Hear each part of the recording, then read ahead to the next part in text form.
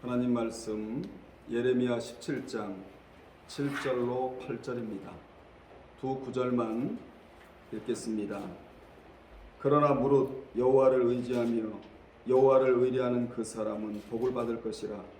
그는 물가에 심어진 나무가 그 뿌리를 강변에 뻗치고 더위가 올지라도 두려워하지 아니하며 그 잎이 청청하며 가무는 해에도 걱정이 없고 결실이 그치지 아니함 같으리라. 아멘. 이 시간에는 선택을 잘하여 받는 복이라는 제목으로 은혜 나누겠습니다.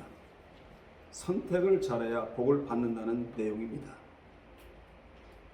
본문은 남유다가 선택을 잘하여 받는 복에 대한 말씀입니다.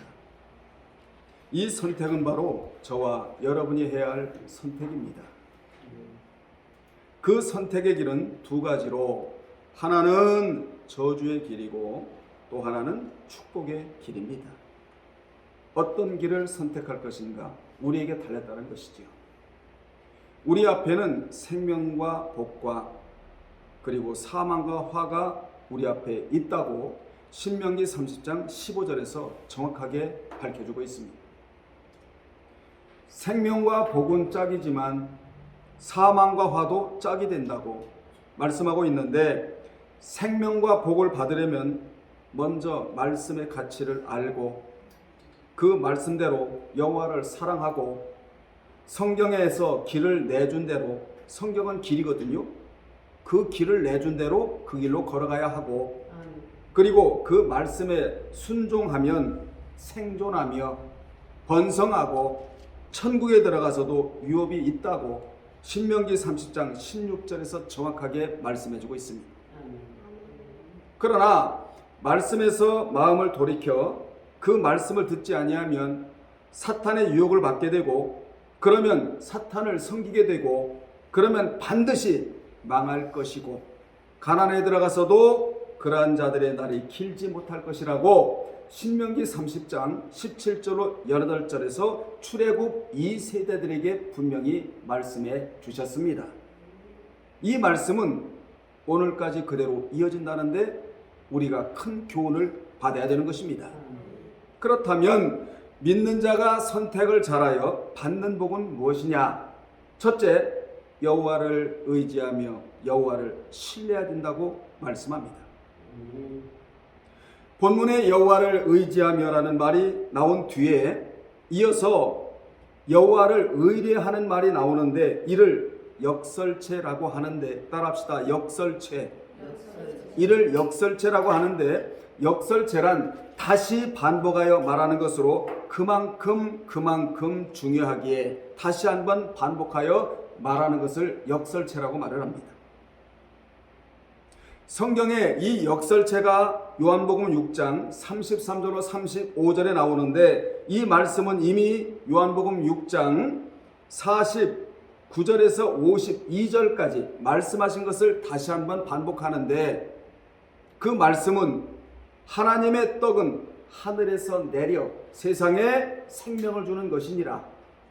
그들이 이르되 주여 이 떡을 항상 우리에게 주소서. 그랬더니 예수께서 이르시되 나는 생명의 떡이니 내게 오는 자는 결코 줄이지 아니할 터이요 나를 믿는 자는 영원히 목마르지 아니하리라. 이 말씀이 바로 역설체로 쓰인 말씀이에요. 그러면 본문에 여호와를 의지하며와 여호와를 의뢰하라의 뜻이 역설체로 중복되어 나오는 이유가 무엇인가? 이는 곧 하나님을 의지하려면 확실하게 의지하고, 아멘. 크게 해요. 아멘. 그분에게 의뢰하려면 확실하게 의뢰하라는 뜻을 강조하기 위함으로 역설체로 사용하고 있다, 그 말입니다. 이같이 믿는 자가 믿으려면 확실하게 믿어 그 믿음을 확증하고, 아멘. 오늘 우리는 내 안에 믿음이 있는가를 여러분 스스로가 시험을 해야 돼요. 왜 시험을 해야 되느냐? 그분을 믿으려면 확실하게 믿어야 하고, 그분을 신뢰하려면 확실하게 신뢰해야 하며, 그분을 의지하려면 확실하게 의지해야 하기 때문에 그렇습니다. 여기 의지라는 단어가 미부타흐라는 단어인데, 마치 지팡이의 몸을 의지하듯이 하나님에게 몸을 기대고 마음을 기대하는 것을 의미합니다. 그러니까 여러분은 몸도 하나님에게 기대해야 하고 마음도 하나님에게 기대해야 된다. 아멘. 그리고 의뢰는 바타흐라는 단어를 써서 마치 전문의에게 진료를 의뢰하듯이 믿고 맡기고 부탁한다는 의미입니다. 누구에게 말입니까? 하나님에게 말입니다. 사실 사람에게 부탁해서 들어주는 경우가 얼마나 되겠습니까? 우리는 하나님께 모든 것을 부탁해야 합니다. 그런데 여기서 중요한 것은 우리의 부탁을 들어줄 수 있는 신앙의 자세가 우리에게 필요하다는 것이지요. 많은 사람들이 복 받기를 원합니다. 복을 얼마나 좋아합니까? 제가 나가서 집회를 해보면 회개하시오 그러면요 아멘은 하지를 않아요. 복 받으시오 그러면요 아멘을 크게 해요. 복 받기를 누구나 다 좋아하는데 복 받을 거리를 하나님 앞에 제공해 드려야 우리가 복을 받을 수 있지 않겠어요? 오늘 본문도 조건적이잖아요. 여러분 구원을 얻는 데 있어서는 무조건적이에요. 믿음으로 얻으면 돼요. 그런데 우리가 마음의 평강과 물질의 복을 받기 위해서는 조건이 따라요. 그 조건을 오늘 분명히 본문에서 제시해주고 있는데 우리는 이 조건대로 그대로 순종해서 오늘 본문이 주는 복을 받아 누리는 여러분들의 시기를 주의 이름으로 축원합니다. 이같이 본문에 역설체로 쓰인 것은 하나님을 믿되 참으로 믿고 의지하려면 참으로 의지하고 그리고 의뢰하려면 확실하게 의뢰하라는 것입니다. 당시 예레미야 선지자가 예언 사역을 할 때 이스라엘 백성들은 입으로는 여호와를 의지한다고 하면서도 의지하지 아니하고 입으로는 여호와를 의뢰한다고 했지만 참된 의지와 의뢰가 아니었습니다. 당시 예레미야 선지자가 전하는 말씀이 백성들의 입에만 왔다 갔어요. 입에만. 오늘 이 말씀이 여러분의 입에만 왔다 가면 아무런 소용이 없습니다. 이 영상을 보는 모든 분들 이 말씀이 여러분의 입에만 왔다 가면 아무런 소용이 없어요. 기적이 일어나질 않아요. 하나님께서 역사하실 수가 없습니다. 입으로 왔다 가서는 안 되고 마음으로 와 새겨져 삶으로 옮겨야 실천해야 오늘 말씀대로 복이 임한다는 사실을 기억하시길 바랍니다. 아멘. 우리에게 있어 의지의 또 의뢰의 대상은 오직 하나님이어야 한다. 아멘. 돈이나 사람이나 방백이나 권력이 돼서는 안 돼요. 우리는 사람을 의지의 대상으로 삼지 말고 하나님을 의지하고 우리는 사람에게 부탁하지 말고 하나님에게 부탁을 드리고 우리는 돈에 내 인생을 맡기지 말고 주님에게 맡겨야 합니다. 아멘. 특히 돈을 의지하면 마귀의 종로로 타고 말아요. 여러분 마귀의 종이 되면 신앙의 힘을 발휘할 수가 없습니다. 여러분은 신앙의 힘을 발휘해야 돼요. 아멘. 하나님만을 의지하고 의뢰하면 신앙의 용장이 되지만 다른 그 무엇을 의지하면요 졸장이 되고 말아요. 이왕에 신앙생활 할 거 신앙의 용장이 되면 얼마나 좋겠습니까? 그러면 믿는 자가 여호와를 의지하지 않고 신뢰하지 않을 때는 언제인가? 눈이 따라합시다. 눈이 여호와에게서 떠날 때예요. 그래서 눈의 문제가 굉장히 중요해요. 눈은 마음의 들창이거든요. 눈이 멀어지면 마음이 멀어지고 마음이 멀어지면 말씀에서 멀어지고 말씀에서 멀어지면 결국 저주를 받아 예레미야 17장 5절로 7절의 말씀처럼 되는 것인데 거기 보면 복 대신 저주라는 내용이 나오잖아요. 그 저주가 무엇이냐? 사막의 떨기나무 같은 삶, 즉 쓸쓸하고 고독하여 아무 보호도 없고 버림받은 것과 같은 상태가 되는 것입니다. 또한 좋은 일이 오는 것을 보지 못하는 삶, 즉 소망이 없는 삶. 우리 모두에게는 소망이 있는 삶을 살아가야 합니다. 아멘. 그리고 광야, 간조한 곳, 건강한 땅, 사람이 살지 않은 땅의 환경에서 살아갈 수밖에 없다라는 거예요. 어느 때요? 여호와를 의지하지 아니하고 여호와를 의뢰하지 않을 때, 의지하지 아니하고 의뢰하지 않을 때. 그러면 여호와를 왜 의지하고 의뢰해야 하느냐? 그분은 죽은 분이 아니고 살아계신 분이기 때문입니다. 아멘. 만약 그분이 죽은 신이라면 어찌 그분을 의지하고 의뢰할 수가 있겠습니까? 그러나 그분은 살아계신 분이라고 어디에요? 출애굽기 3장 13절로 15절에서 자신의 이름을 스스로 말씀하시면서 가르쳐 주셨어요. 당시 모세가 하나님의 말씀대로 순종하여 애굽에 있는 이스라엘 자손에게 가서 하나님께서 나를 너에게 보내셨다고 하면 그들이 하나님의 이름을 물을 것인데 거기에 대하여 어떻게 대답해야 되느냐고 모세가 하나님께 묻자 하나님께서 답변하시기를 나는 스스로 있는 자니라. 나는 스스로 있는 자니라. 여기 스스로 있다는 뜻은 하나님은 영원부터 영원까지 스스로 계시는 영존자라는 뜻입니다. 누가 만들어낸 분이 아니라는 거예요. 천지 만물이 다 하나님께서 창조하신 것이고 하나님으로 말미암아 존재하고 하나님의 영광을 위하여 존재하며 나중에는 다 하나님께로 돌아가야 된다. 이런 의미가 들어있단 말이에요. 따라서 인류의 역사 속에 스스로 있는 자는 단 한 사람도 없었다. 그분이 예수님이시고 그분이 성령님이시며 그분이 하나님이시다. 아멘. 스스로 있는 자는 창조주가 되어야 하는데 여러분 우주 만물을 창조하신 사람이 어디 있겠습니까? 신이 어디 있겠습니까? 인류의 역사 속에 우리 하나님께서 창조하시고 인류의 수레바퀴를 하나님이 오늘 또 돌리고 계시는데 그 돌리는 한복판에 저와 여러분이 있다라는 사실이에요. 그래서 우리는 하나님을 위해 쓰임받다가 언젠가는 하나님 나라에 가야 될 자들이다. 그렇습니다. 인간적이고 세상적이며 물질인 것은 다 잠시 잠깐 있다가 없어지고 쇠하고 마는 것입니다. 이를 요한일서 2장 17절에서 이 세상도 그 정욕도 지나가되 오직 하나님의 뜻을 행하는 이는 영원히 거하느니라. 아멘. 이스라엘을 애굽에서 건지신 분도 하나님이시고 여러분과 저를 건지신 분도 하나님이십니다. 지금까지 살아있게 하신 분도 하나님이시고 먹을 것과 입을 것과 잠자게 하신 분도 누굽니까? 하나님이세요. 하루 이틀도 아니고 지금까지 예수 믿게 하신 분도 하나님이시고 앞으로 나를 끌고 가실 분도 하나님이시다. 나의 인생을 책임져 주실 분도 하나님이시고 그래서 그분을 어떻게 하라고요? 의지하고 의뢰하라고 성경은 역설체로 말해주고 있는 것입니다. 우리는 그분을 의지하고 신뢰하여 본문에 나오는 복을 받고 살아가야 합니다.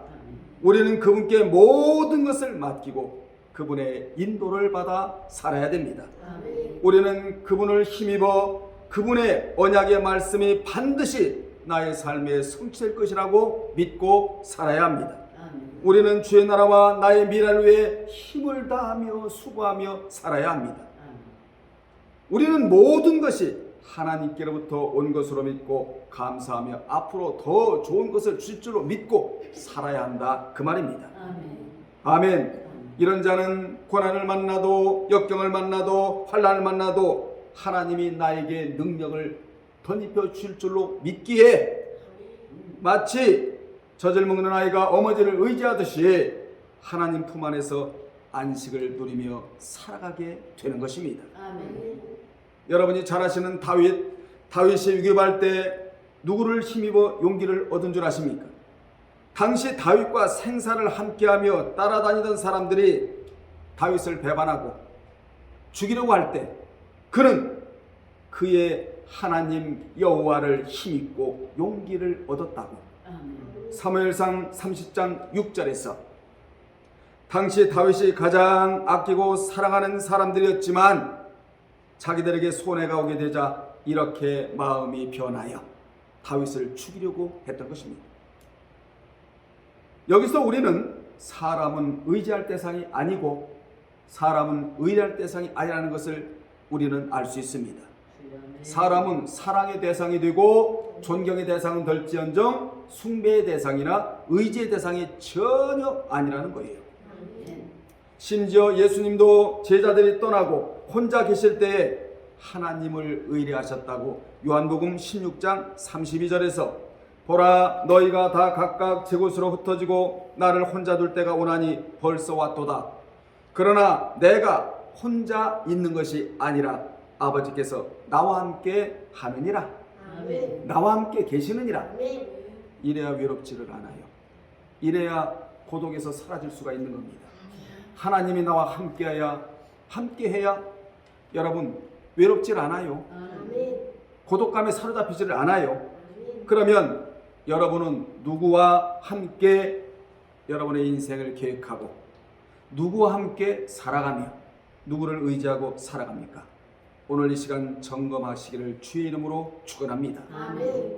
두 번째, 물가에 심어진 나무가 그 뿌리를 강변에 뻗친 것과 같은 복을 받는다고 8절에서 말씀해주고 있는데, 여호와를 신뢰하며 여호와를 의뢰하는 자는 마치 물가에 심기운 나무가 그 뿌리를 강변에 뻗치듯이 말씀의 뿌리를 심령 깊이 내려지는 복을 받는답니다. 아멘. 이러면 물질은 그냥 따라붙게 되어 있다예요. 아멘. 오늘 말씀 듣고 이 말씀이 뿌리인데 이 뿌리가 여러분의 심령 깊이 뿌리가 내려져야 한다 이 말이에요. 아멘. 여호와를 의지하며 의뢰하는 자는 말씀이 심령에 깊이 뿌리를 내리고 있기 때문에 생명수의 공급이 계속된다고.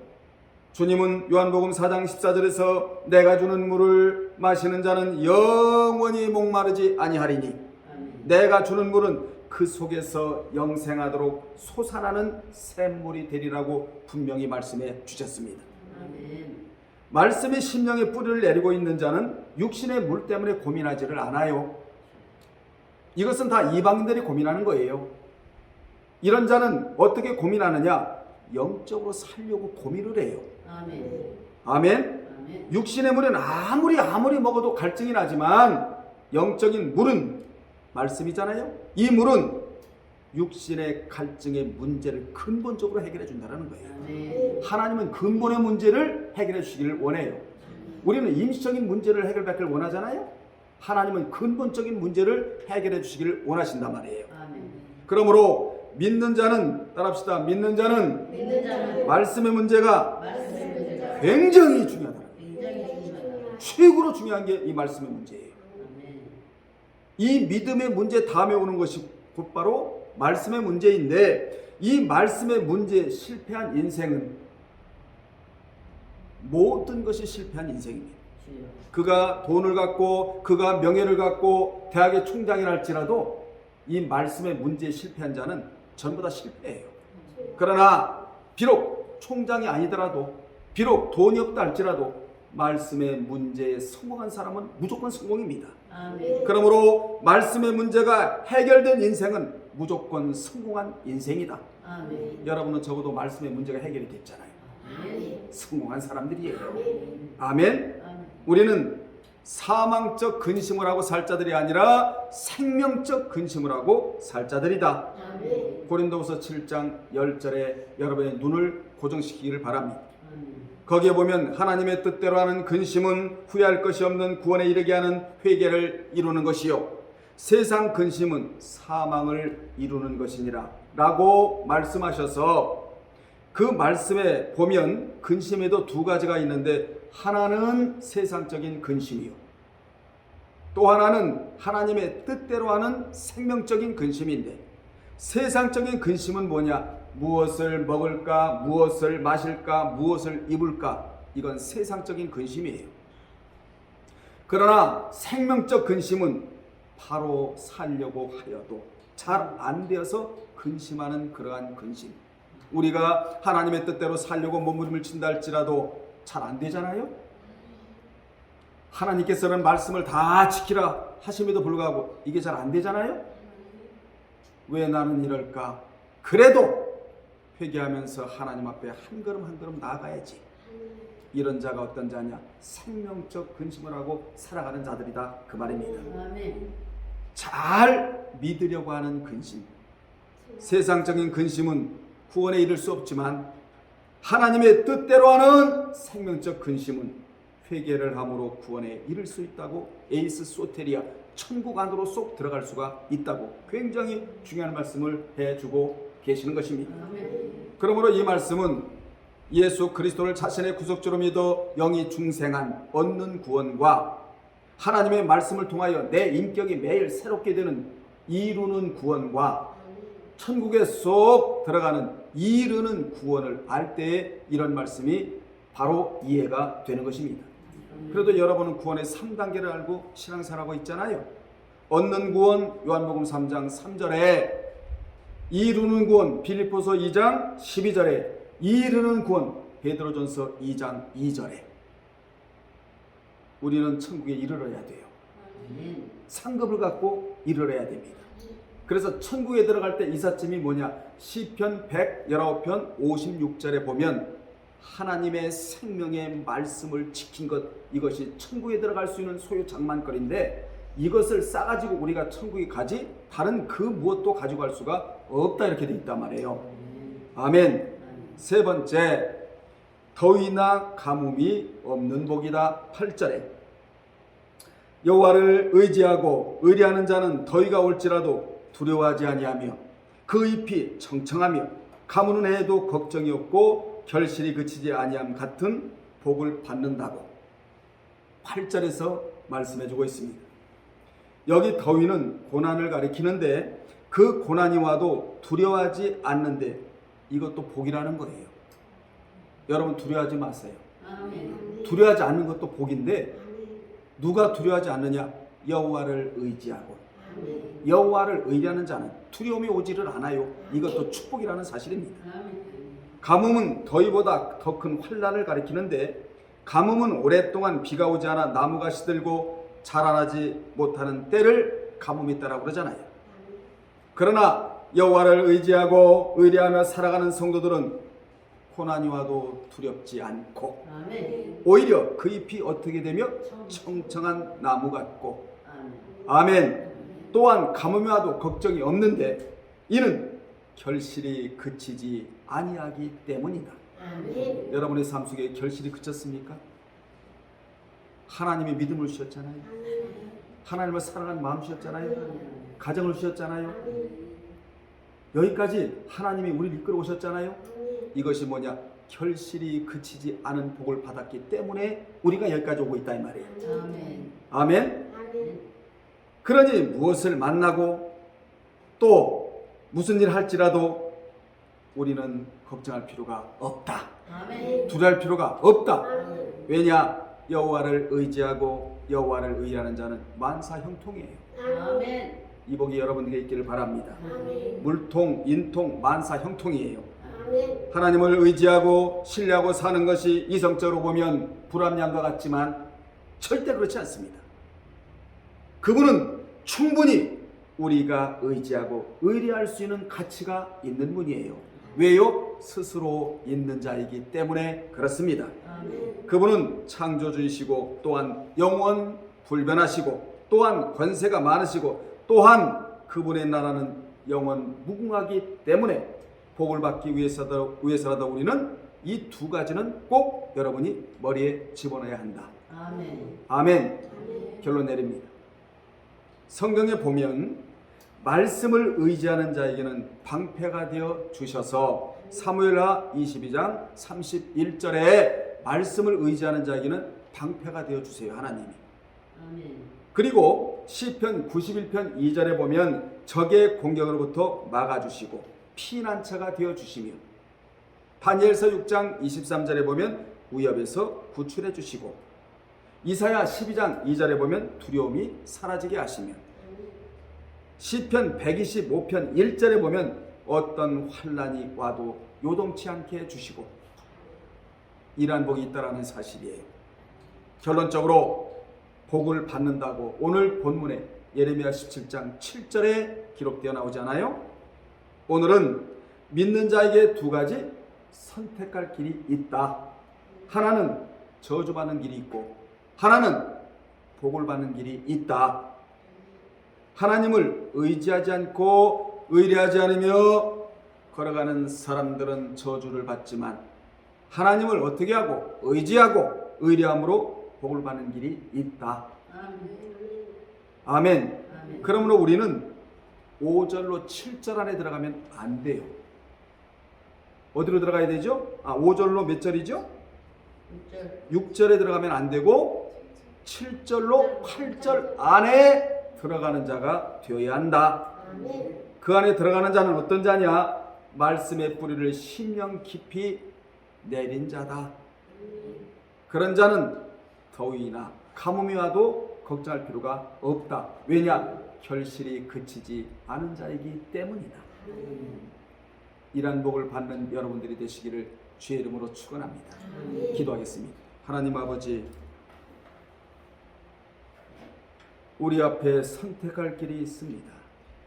어떤 사람은 저주의 길을 선택하고 어떤 사람은 축복의 길을 선택합니다. 거룩하신 아버지 하나님, 예레미야 17장 5절로 6절 안에 거하지 않는 우리 모두가 되게 도와 주옵소서. 7절로 8절 안에 들어가라고 역설체로 중요하게 다시 한번 반복적으로 기록하셨다는 말씀을 증거했사오니 7절로 8절 안에 들어가 복을 받아 누리는 모든 분들이 되게 도와 주옵소서. 예수님의 이름으로 기도합나이다. 아멘.